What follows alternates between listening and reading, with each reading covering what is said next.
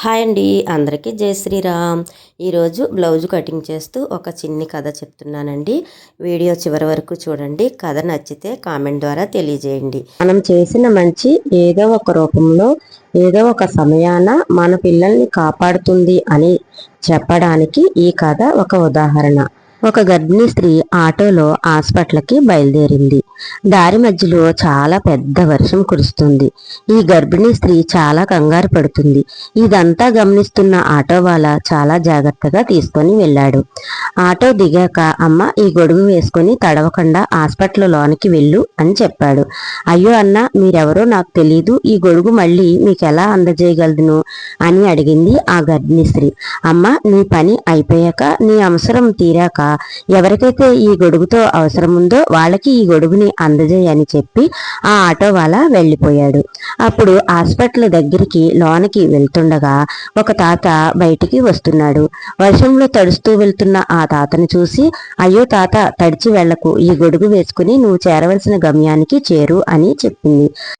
అయ్యో అమ్మ, ఈ గొడుగు మళ్ళీ నీకు ఎలా అందజేయగలదును అని అడిగాడు ఆ తాత.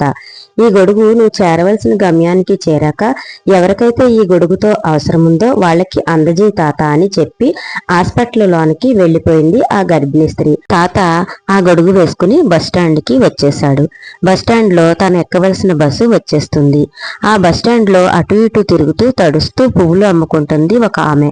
అప్పుడు ఆ అమ్మాయిని కేకేసి, అమ్మ, తడుస్తూ పువ్వులు అమ్ముకుంటున్నావు కదా, ఈ గొడుగు వేసుకొని నీ వ్యాపారం చేసుకో అని చెప్పాడు. అప్పుడు ఆమె, అయ్యో మీరెవరో నాకు తెలీదు, ఈ గొడుగు మళ్ళీ మీకు నేను ఎలా అందజేయగలదును అని అడిగింది. అమ్మ, నీ వ్యాపారం అయిపోయాక ఈ గొడుగుతో ఎవరికైతే అవసరం ఉందో వాళ్ళకి ఈ గొడుగుని అందజేయి అని చెప్పి బస్సు ఎక్కేశాడు ఆ తాత. అమ్మాయి తడుచుకుంటూ అదే దారిలో పుస్తకాలు మోస్తూ వెళ్తుంది. అమ్మ, తడుచుకుంటూ వెళ్లకు, పుస్తకాలు తడిచిపోతున్నాయి, ఈ గొడుగు తీసుకొని మీ ఇంటికి వెళ్ళు అని చెప్పి ఆ పువ్వులమ్మాయి వాళ్ళ ఇంటికి వెళ్ళిపోయింది. తండ్రి తన కూతురు కోసం ఎదురు చూస్తున్నాడు. అయ్యో, వర్షం వస్తుంది, ఇంకా నా కూతురు రాలేదు, నేను వెళ్ళటానికి లేదు, చాలా వర్షం కురుస్తుందని కూతురు ఇంకా రాలేదు అని గుమ్మంలో ఎదురు చూస్తూ ఉన్నాడు. ఈ లోపులో కూతురు గొడుగు వేసుకుని తడవకుండా చక్కగా వస్తుంది.